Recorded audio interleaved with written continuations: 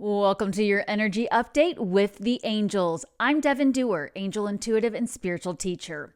The overall energy right now is asking us to slow down and take all the time we need to heal from some loss or change that's happening in your life.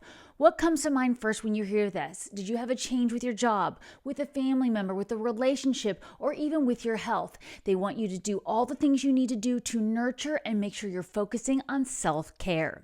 Let's dive deeper into these messages.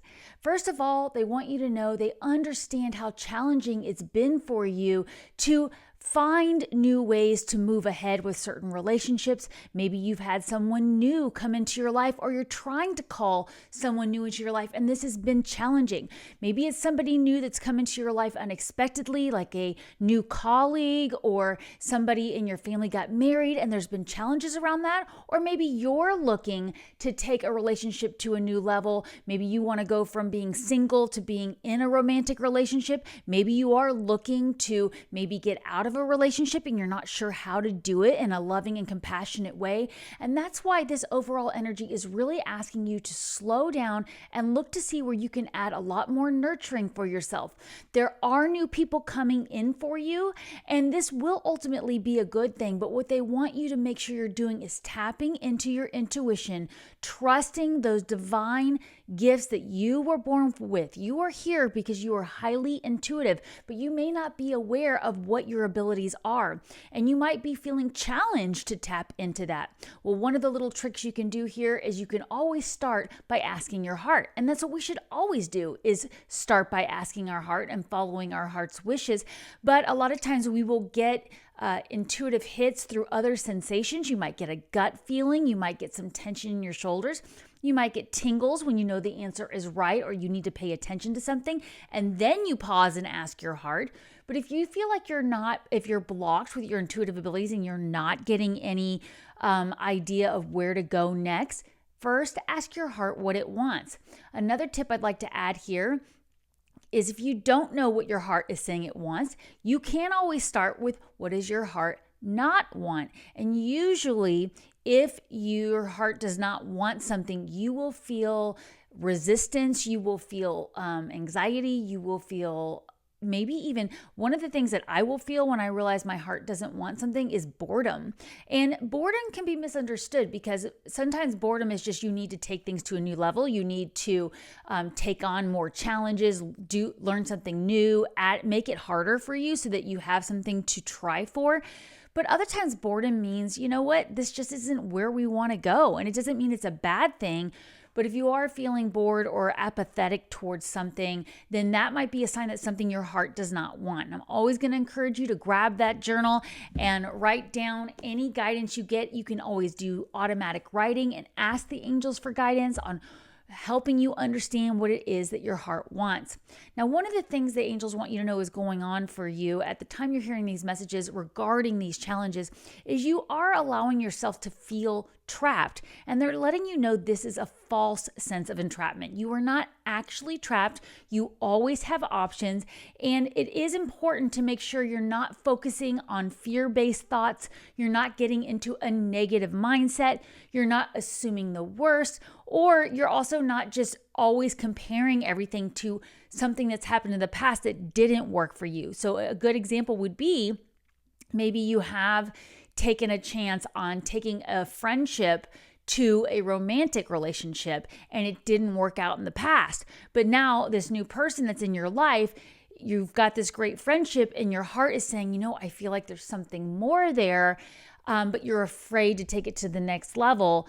They're letting you know there are ways to approach this, and actually you're trapping yourself by thinking you can't express that. If your heart is really having these feelings, then that relationship is already false in a sense as well. And that's not necessarily that you're intentionally making that relationship false, but if you are harboring these feelings towards someone and you're not being authentic about it, that energy is going to affect the relationship one way or another. And often in those situations, it's better to just get it out, see what the other person feels, and then go from there than stay in this cycle of feeling trapped by hiding your feelings. Now, of course, for many of you out there, I realize the angels are wanting me to remind you, I'm aware this is a broad message. That may have been very specific for somebody that needed to hear this. This could be something entirely different for you, like taking a new job opportunity, moving to a new location, trying to repair a relationship with somebody. So whatever that is for you, you know what that is. But the guidance here is to remember all the hard work you've been doing is worth the effort. You have been honoring a lot of your commitments, and the angels are applauding you for taking the time to do that. So maybe you did decide you want to leave your job, but you gave your boss a 2 to 4 week notice, and you're in there honoring that commitment, waiting for the day to be done where you get to go out on your own or do something different, but they are applauding you for honoring your commitments, and that will serve you going forward, because that authenticity, that doing what you say you're going to do, is so valuable. And the angels want us to know that going forward, it is no longer going to be okay to back out of true commitments that your heart has made, especially commitments to yourself. So focus on your wishes coming true, and that will help any of the concerns you're having about your future fall away. And one of the things you can do when you start to feel stress is do tiny things you love to shift your energy and shift your vibration. Like one of my favorite things to do is to make a big bowl of popcorn with fresh melted organic popcorn. I make it on the stove with coconut oil, and I use all natural ingredients, and I sit in front of a favorite show with the sparkling water, and I just have quiet time with my popcorn and a fun show. Oh my gosh, I'm feeling like I have to do that now this afternoon after I finish working today, because it sounds so good. But that is something I truly love that is so small. It doesn't cost a lot of money. It doesn't take a lot of effort. It just takes stopping and doing it and recognizing I need to do it. I do have a busy family life, so I do have to set the boundaries around my time and let everybody know, hey, mom needs a little quiet time. I'm going to go sit and have popcorn and watch my show. And then, of course, we'll hang out again later. So think about where in your life you could add more things that you love doing that are for you. This is going to really help you with dealing with any stress over other relationships.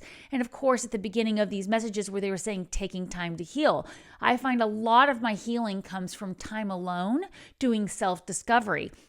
And I get resistance to that from people because they're like, time alone, that's when I feel the loneliness, the loneliest. Well, this is where the angels want to remind you, you have your spiritual team with you. And so there are a lot of ways to work on your self-discovery and not feel lonely. You could take yourself out to lunch at a nice, lovely, busy cafe where you have people around you in different energies, or there's a location that there's always animals around and you wouldn't feel lonely because you have the animals there, but you're still taking the time for self-discovery, maybe studying a new spiritual technique, maybe journaling, meditation, whatever that is for you. And of course, you could do things like yoga where you're in a classroom with other people and you're doing the self-discovery during the practice, but you are in a group. And remember, we are not meant to do this alone. You do have organizations and groups out there that are waiting for you to be a bigger part of them. Maybe you're already in a spiritual group, but it's time for you to step into a bigger role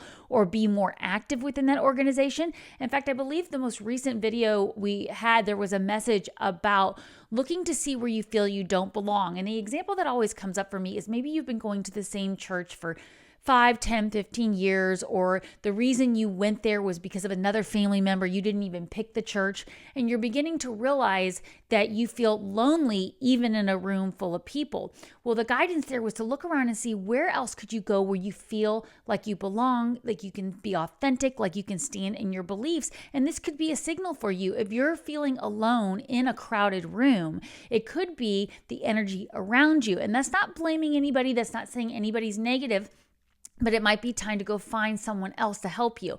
We were also given the guidance to always seek that third-party advice if needed to help us move out of that loneliness. So it could be that you do need to seek some counseling. That is so valuable to get a neutral third-party opinion on any situation that you're going through.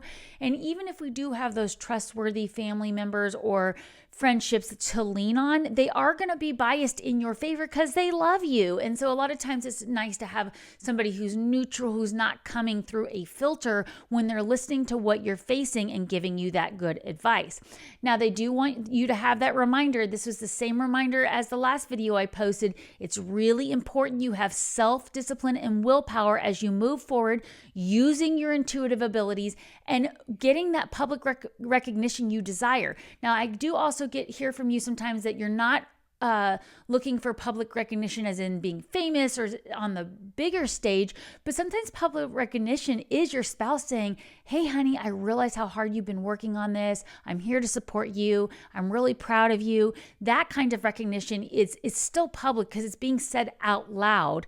And sometimes we need that, but we have to activate that giving and receiving cycle. We have to say the same things to others and recognize them for their teamwork and their hard work and self-discipline. But as long as you are focusing on being disciplined on your self-care and where you're going and keeping your thoughts positive, you are going to bring in these new relationships and new opportunities you are seeking.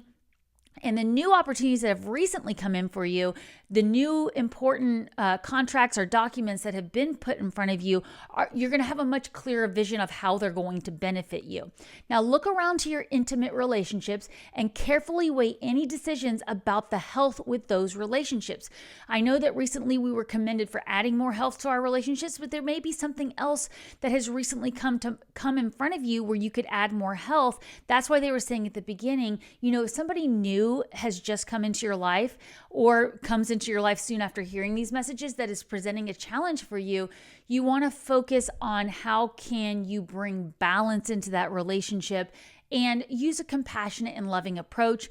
If you do need to add more romance by spending time with that person, if you do need to give that person more space so that they can figure out what it is that their heart is wanting, that will all be really important. So what we want to make sure we're doing here is not getting too focused on material concerns or having things right in the moment. What we want to do is activate that giving and receiving cycle, as they said before. Make sure you're not being too frivolous with your time, too frivolous with your resources, but also make sure you're not being so cautious you're not taking a chance. So that would be that example that you're tiptoeing around a friendship where maybe you have more feelings for this person, and you're not really opening up, and that does ultimately affect the relationship in the long term, and it affects your other relationships, to your job, to your health, and to other people in your life. So you know what that is for you. I'm sure somebody came to mind, at least one person, as you heard that message. And of course, this could be a child, a parent, a friend, a boss, or a colleague. We're not always talking romance, but sometimes that's the first example they give me, and it's so easily applied to other relationships, right? So ultimately, what the overall guidance they're asking you to do is make time for those around you, the ones you want, those intimate relationships you want to be healthy, but also making sure that you're taking a sensible approach to that. Taking time alone for yourself, for self-discovery, giving them the time they need to have their own self-discovery if it is someone that's not sure how they feel. But make sure you're dealing with any challenges in a kind and compassionate and understanding manner. We can always take that 30,000-foot perspective that the angels take in order to try to find the humor in a situation, or maybe just not take it so personally. So let's use my favorite pocket affirmation here to affirm this guidance. In the comments below, if you feel called to write this in the comments below this video, I am in divine flow. Let's say it again. I am in divine flow. Again, I've said this so many times. I know for those of you who have been here, to my subscribers, thank you so much. I love you. If you haven't already, I'd really appreciate if you hit that subscribe button, hit that like button, and share this video with anybody you think it would benefit. But that is my favorite pocket affirmation because it applies to everything and it helps me pause and get into the present. Speaking of the present, at the time I'm recording this video, I do have an exciting event coming up in Austin, Texas, May 18th and 19th. Many of you know me through SeriousJoy.com. I have a daily podcast there. I work closely with amazing astrologers and other spiritual teachers, Christopher Witecki, Robbie Hunt, Kristen Ryder, Heather Exposito, and many more. And we are all working together to unite the light at this conference. So please go to the website, unitethelight.love. I will put the link below and you can find out all about the tickets there. and what's going on. It's going to be so much fun, and it's an opportunity for us all to come together as light workers. You are here watching this video because you are a light worker, and a lot of people hear that and they go, well, no, I'm an accountant or I'm a teacher. That doesn't matter. The angels are working through you. Your spiritual team is working through you to work with those children, to work with those businesses, to raise the vibration of the world. So this is our first conference that will be an annual conference. So I hope you can join us for the first one because it is going to be epic. That's May 18th and 19th.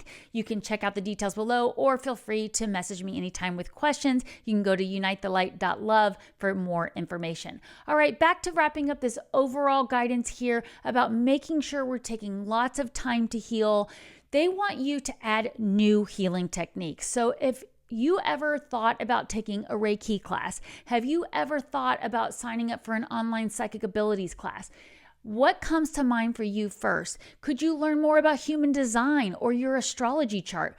Where could you do more self-discovery? Now, like I said, I do work with SeriousJoy.com, this fantastic astrology service, and there is so much you can learn about yourself through your astrology, your natal chart, and also with numerology. That's another way, but there's a million methods out there. So where does your heart feel called to research? This is where I like to remind you, and the angels remind you too.